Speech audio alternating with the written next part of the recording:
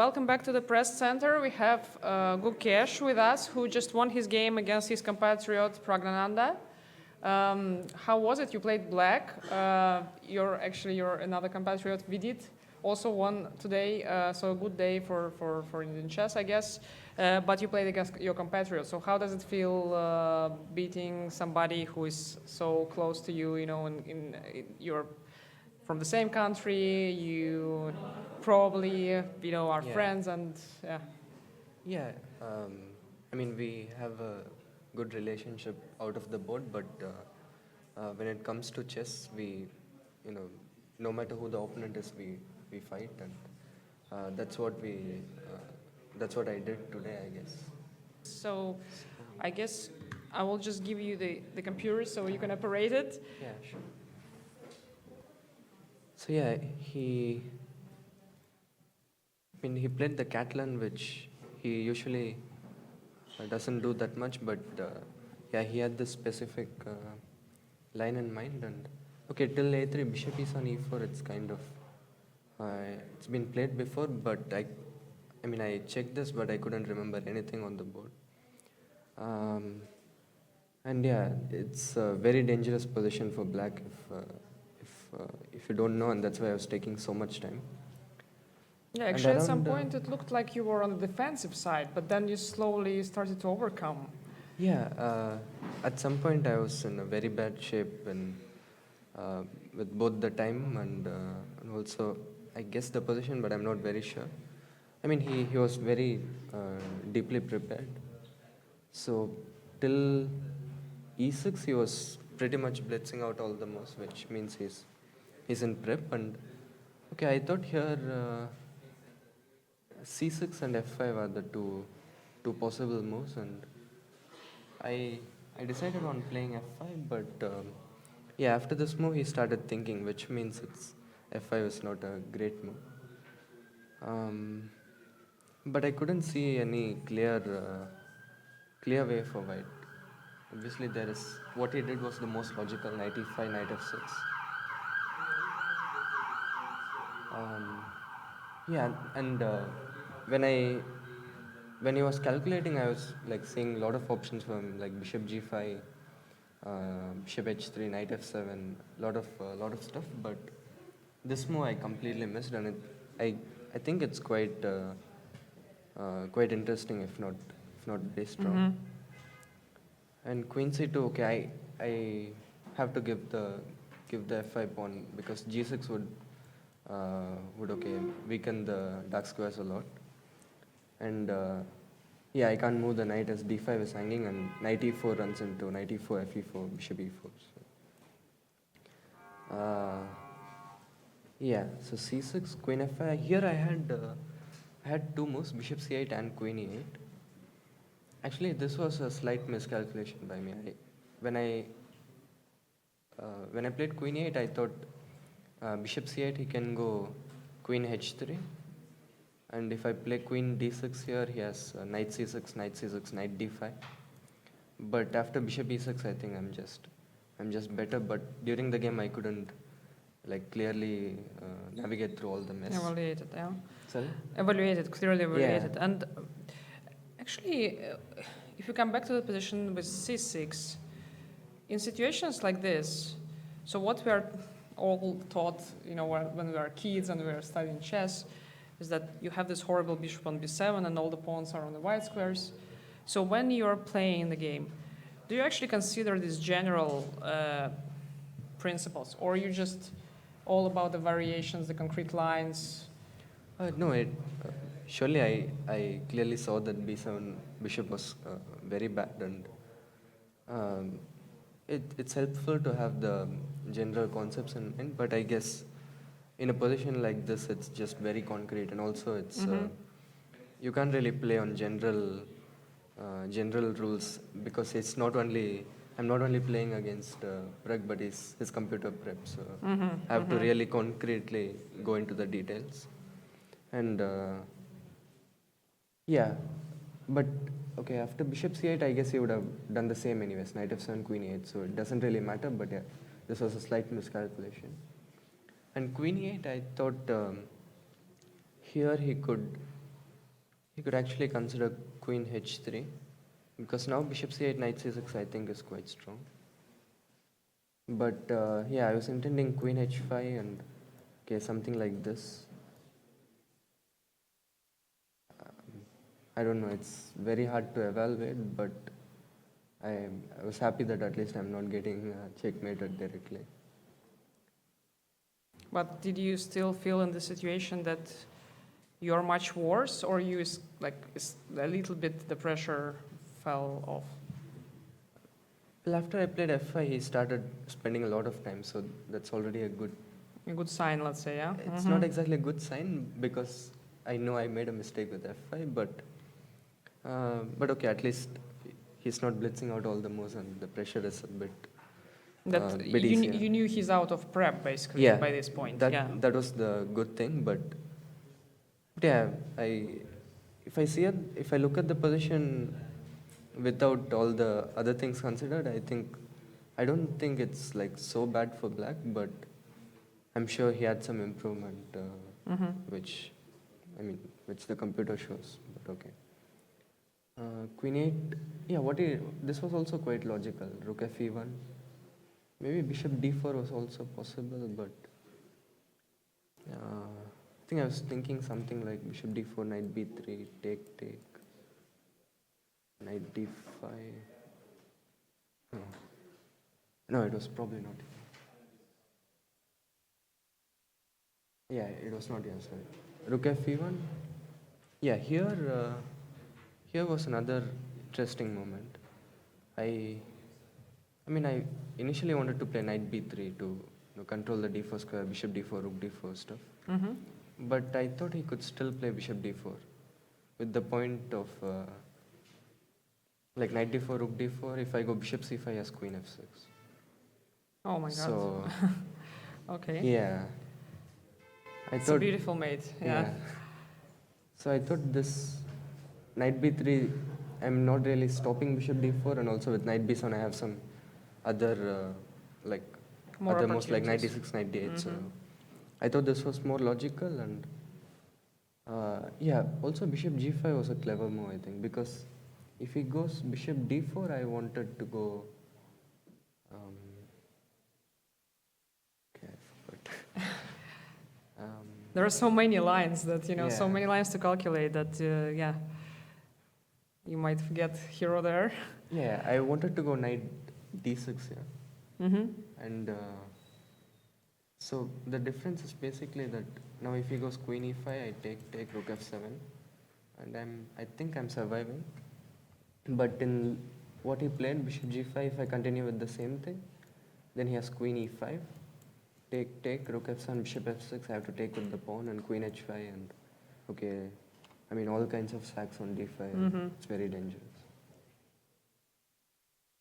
So yeah, I came up with this. I don't know, maybe the computer refutes it, but I thought it's like a brilliant idea practically. So the point is like, for example, if I go knight c5, he has bishop f6, knight d5, cd, knight d6, queen e7 and queen d5. And I think I'm losing here. So with rook a7, he can't yet go for bishop f6, knight d6, and rook on a7 in general is quite useful too. Yeah, it's helping to defend the 7th. In general, it looks like you are just hanging by a thread. Yeah. So where did he go wrong? Like, where did he make the mistake that made you just get a lot of counterplay? Yeah, I'm not exactly sure about the exact evaluation, but I wouldn't say black is the only one hanging by the thread. Yeah, because okay, I'm a pawn up, and if e6 falls, it's just over. So it's it's a dangerous position for both sides. And yeah, like here he spent a lot of time, and was also trying to look for some improvement with white, but I couldn't really see anything. So does it mean that in this position you already started to be optimistic about the result, that you're actually well defending, and then you might convert? Yeah, I had like hopes for like taking over the game, and I was happy that at least this is just a dogfight and not he's not just blitzing out all the moves. So. Yeah, after Rook A7, like I was considering all kinds of things. Like this was a funny thing I was considering because D4 Bishop E4 I can't really defend the H7 pawn. There are so many beautiful variations in this game Yeah, it that, was that they very went, interesting. yeah, they went behind the scenes, Maybe obviously. I can take on E6. No, if I take on E6, then he has to take knight F6, King F7, knight H7. So. Okay, I don't know what I was intending. Maybe just Queen E7 and. Okay, I'm not Yeah, yet trying dead. to keep it solid. Yeah. But what he did was also the main thing I was looking at. And okay, I think Bishop E7 is the only move. The other move I couldn't refute on the board was Bishop B2, but okay, I was just too scared to play the move basically. But yeah, Bishop E7, uh, I couldn't see a direct way for him. Some Rook D4, etc. would, I guess, just Knight C5, and I can just take on E6 the next move. But you know, it looks just optically kind of scary for black. So how do you switch off your emotions during the game and just concentrate on calculating the concrete lines? Okay, it's yeah, I guess you just calculate. Yeah, I mean, obviously the position looks scary, but in two moves it could just be winning for black. So So you always keep this in mind that yeah, if I defend, I'm winning. sure. I mean, I'm just a piece up, so if I play knight c5 one more, I'm just winning. So yeah, it's he who has to like show something. Yeah, and yeah, this queen g4 was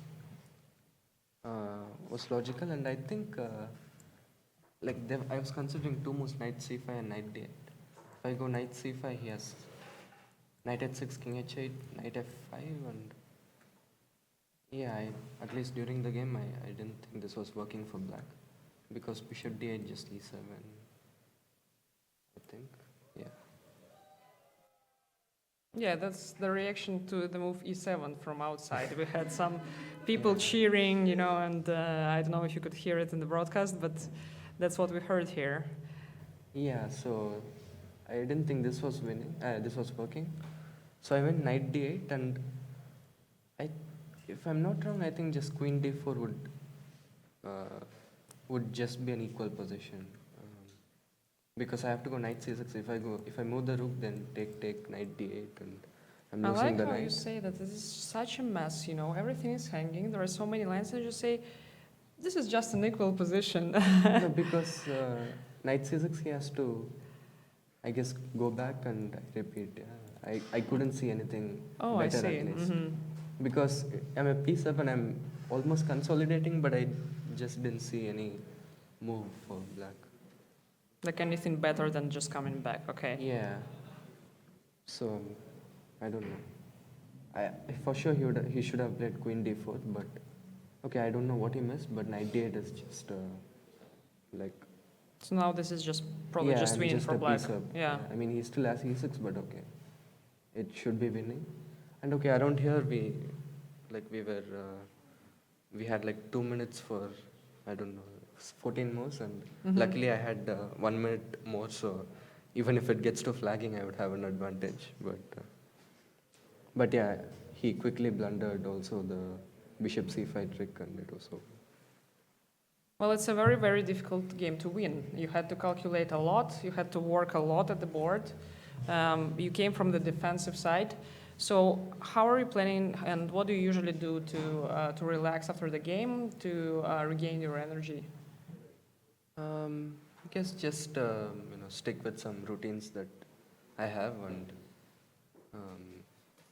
also tomorrow I have a game, so I can't be like fully relaxing. But yeah, for some time I would be relaxing, and then I'll get back to work. And during the tournament, how much time do you spend for preparation each day? Still a lot, or you kind of, give it to your team and try to take the next game off your mind for as long as you can? No, for sure, my team would they would be working and they're doing a great job. But okay, I also have to do some work, yes. So typically, let's say, are you a complete chess nerd who is just 24/7 working on chess, Not- or you wouldn't say that about yourself? No, not that much, like, but yeah. No, I prepare normally. It's not like too hectic or anything, but whatever, like the amount of work it takes to play this tournament. So. Well, finally, it's a long tournament. Do you have some specific plan, let's say, like given that you play some black games, some white games in the first part, and then the second one, do you perhaps plan that you would want to win this particular game, or like do you have something like this, or you just whatever happens happens? I try to take one game at a time and just play a good game on that day. And okay, it's too early to think about the huge picture. So one game at a time, and hopefully I'll be able to play at a good level. And yeah, if I do that, I think the results will come. Well, thank you for that, for all your answers. Let's just see if we have any more questions from the audience. And I think we do, okay? Hello, Gukesh. You have a long-term coach, Vishnu Pasana. Don't want to reveal your seconds, and that's fine. But has he a special role in your team? Sorry? Vishnu Pasana, has he a special role in your team? Actually, my current, I've worked with Vishnu sir for around 5 years, and I learned a lot. But currently, Gajewski is my trainer, and he's here with me. But Vishnu sir is also like he also plays the role of like a mentor still, and I'm grateful for both of them, and like of course I'm grateful for the whole team, and yeah, I am having fun working with them, and hopefully we'll have some good memories. Do we have any more questions? And if not, thank you once again for coming, and congratulations. Thank you.